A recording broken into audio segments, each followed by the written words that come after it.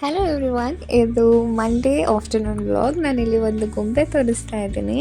ಅದು ನನ್ನ ಮಗನಿಗೆ ತುಂಬಾ ಭಯ ಆಗುತ್ತೆ ಅದನ್ನು ನೋಡಿದ್ರೆ. ಸೊ ನಾನು ಅದನ್ನು ಒಂದು ಪ್ರೊಟೆಕ್ಷನ್ಗೆ ಅಂತ ಅಂದ್ಬಿಟ್ಟು ನನ್ನ ಪಾಟ್ಸ್ ಹತ್ರನೇ ಇಟ್ಟಿರ್ತೀನಿ ಯಾವಾಗ್ಲೂ. ಸೊ ಇವತ್ತಿನ ವಿಡಿಯೋದಲ್ಲಿ ನಾನು ಪುದೀನ ಸೊಪ್ಪನ್ನ ಗಿಡ ಹಾಕ್ತೀನಲ್ವ, ಅದನ್ನು ಹೇಗೆ ಹಾಕೋದು ಅಂದ್ಬಿಟ್ಟು ಹಾಗೆ ಲೈಟಾಗಿ ತೋರಿಸೋಣ ಅಂತ ಅಂದ್ಕೊಂಡು ವಿಡಿಯೋ ಶೇರ್ ಮಾಡ್ತಾಯಿದ್ದೀನಿ. ಮೊದಲನೇದಾಗಿ ಆ ಗಿಡದಲ್ಲಿರೋ ಪುದೀನ ಸೊಪ್ಪಿನ ಎಲೆಗಳೆಲ್ಲನ ನಾವು ತರ್ಕೋಬೇಕು. ತಗೊಂಡಾದ್ಮೇಲೆ ಇಷ್ಟುದ್ದ ಕಡ್ಡಿ ಇರುತ್ತಲ್ವ, ಆ ಕಡ್ಡಿಲಿ ನಾವು ಎಷ್ಟು ಅಂದರೆ ನಾನೀಗ ಕೈಯಲ್ಲಿ ತೋರಿಸ್ತೀನಲ್ವ ಅಷ್ಟನ್ನು ನಾನು ಕಟ್ ಮಾಡಿಕೊಂಡು ಮಿಕ್ಕಿದ ಕೆಳಗಡೆ ಇರೋದೆಲ್ಲ ನಾನು ಡಿಸ್ಕಾರ್ಡ್ ಮಾಡ್ತೀನಿ. ಕಡ್ಡಿ ತುಂಬ ಚೆನ್ನಾಗಿರಬೇಕು, ಫ್ರೆಶ್ ಆಗಿರಬೇಕು. ಏನಾದರೂ ಹಾಳಾಗಿರೋದು ಒಣಗೋಗಿರೋದು ಆಗಿದ್ದರೆ ನೀವು ಅದನ್ನು ಬಿಸಾಕಬೇಕು, ಅದನ್ನು ಯೂಸ್ ಮಾಡಬಾರ್ದು. ಯಾಕೆ ಅಂದರೆ ಅದರಿಂದ ಯಾವುದೇ ಥರದ ಬೇರುಗಳು ಬಂದಿರಲ್ಲ.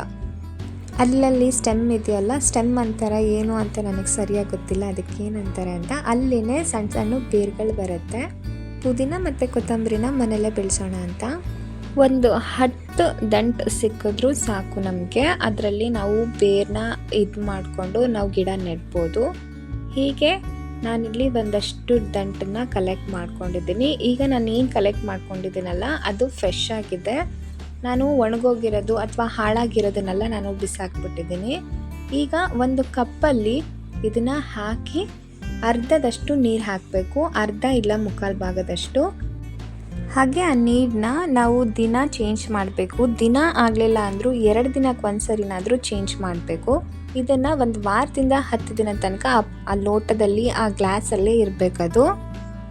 ಸನ್ಲೈಟ್ ಇರೋ ಜಾಗದಲ್ಲೇ ಇಟ್ಕೋಬೇಕು. ನಾನು ಇದನ್ನು ಕಿಚನಲ್ಲೇ ಇಟ್ಕೊತೀನಿ. ಸೊ ಇದನ್ನು ನೋಡಿದಾಗೆಲ್ಲ ನನಗೆ ದಿನ ನೀರು ಚೇಂಜ್ ಮಾಡೋ ನೆನಪಾಗುತ್ತೆ. ಈ ಹಿಂದೆ ನಾನು ಎಷ್ಟೋ ಸರಿ ಮಾಡಿದಾಗ ನೀರು ಚೇಂಜ್ ಮಾಡಿರಲಿಲ್ಲ, ಕೊಳ್ತೋಗಿ ಹಾಳಾಗಿಬಿಟ್ಟಿತ್ತು.